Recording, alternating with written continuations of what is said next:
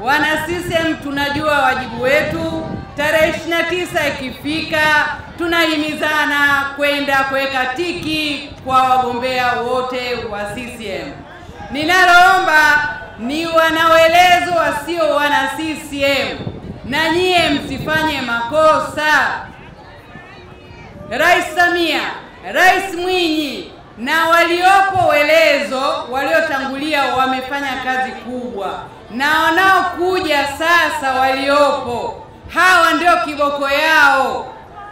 Naanza na ndugu yangu Asma Mwinyi. Acheni ubaguzi, mchagueni mtu kwa uwezo wake, uadilifu wake na upendo wake kwa wananchi. Asma ni mzazi, uchungu wa mwana. Watoto wetu wawelezo watakuwa salama chini ya mikono ya mbunge wetu Asma. Wajane, akina mama, akina baba, mzazi ndio mlezi. Tutampa.